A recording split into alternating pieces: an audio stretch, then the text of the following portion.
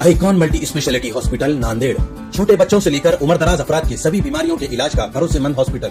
कम से कम खर्च में माहिर डॉक्टर्स की निगरानी में बेहतरीन तिब्बी सहूलियात। ICU, PICU, NICU, orthopaedic departments के अलावा एक्सरे, सोनोग्राफी, पैथोलॉजी की भी सहूलत मौजूद है। दिल के अमराज, पेट के अमराज, किडनी के अमराज और हामिला खवातीन के भी जुमला अमराज का तशफ़ी बख्श इलाज किया जाता है। आइकॉन मल्टी स्पेशलिटी हॉस्पिटल, कमर बिल्डिंग, डॉक्टर लैन, नांदेड़।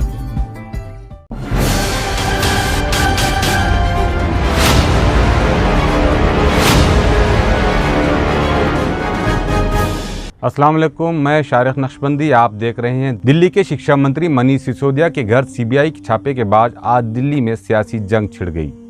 आम आदमी पार्टी ने बीजेपी पर इल्जामात की बौछार लगा दी। आज सुबह मनीष सिसोदिया ने ट्वीट किया कि मेरे घर CBI है, हम इनका स्वागत करते हैं, हम कट्टर ईमानदार है। बहुत बदकिस्मती की बात है कि हमारे देश में जो भी अच्छा काम करता है उसे इसी तरह जांच एजेंसियों के जरिए टारगेट किया जाता है, इसलिए हम आज तक दुनिया में नंबर 1 की पोजीशन नहीं हासिल कर पाए। आपको बता दें कि CBI का यह छापा दिल्ली सरकार की शराब नीति को लेकर किया गया, जबकि उस शराब नीति की पॉलिसी को दिल्ली सरकार ने वापस भी ले लिया है। मनीष सिसोदिया के पास ही एक्साइज मिनिस्ट्री है, इसलिए उनके घर यह छापा मारा गया।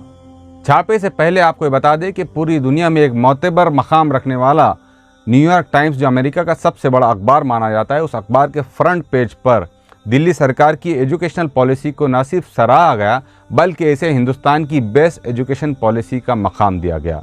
साथ ही दिल्ली के एजुकेशन मिनिस्टर यानी मनीष सिसोदिया को बेस्ट एजुकेशन मिनिस्टर का दर्जा दिया गया। यह खिताब हासिल करना था कि पूरी दिल्ली में आम आदमी पार्टी के कार्यकर्ता सड़कों पर जश्न मनाते नजर आए। इस छापे का आम आदमी पार्टी ने स्वागत किया है।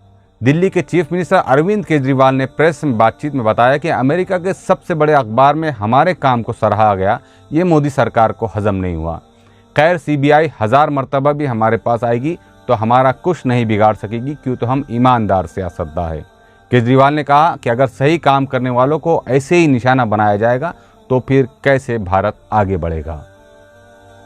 इधर बीजेपी ने इस खबर को पैसा लेकर छापी गई खबर बताया। बीजेपी के MP परमेश वर्मा ने एक प्रेस कॉन्फ्रेंस में 2 अखबारात की कटिंग पेश की। एक न्यूयॉर्क टाइम्स की वो खबर पेश की जिसमें मनीष सिसोदिया को सराहा गया, वही खबर को खलीज टाइम्स ने भी अपने अखबार के फ्रंट पेज पर पब्लिश किया है। इस तरीके से परमेश वर्मा ने इल्ज़ाम लगाया कि यह खबर पैसे देकर छापी गई। परमेश वर्मा के इस इल्ज़ाम की जब हमने जाँच की तो हमें पता चला कि ये दोनों अखबारात में किए गए MOU का नतीजा है। हम आपको बता दें कि जितने बड़े मीडिया हाउसेस होते हैं उनके आपस में एक साझेदारी होती है, MOU बनाया जाता है, जिसमें वो अपनी खबरों को एक दूसरे मीडिया हाउस को आदान प्रदान करते हैं, लेते देते रहते हैं। इसी MOU की बुनियाद पर न्यूयॉर्क टाइम्स में छपी खबर को खलीज टाइम्स ने उठाया और अपने अखबार में शाये की। इसमें बाज़ाब्ता खलीज टाइम्स ने अपने अखबार के खबर के एक कोने में इस बात की तस्दीक की कि यह खबर न्यूयॉर्क टाइम्स के हवाले से दी जा रही है। लेकिन अफसोस कि परमेश वर्मा जिस पार्टी से ताल्लुक़ रखते हैं वो पार्टी हमेशा कोई भी काम पैसे से गिनती है, पैसे के लिए करती है।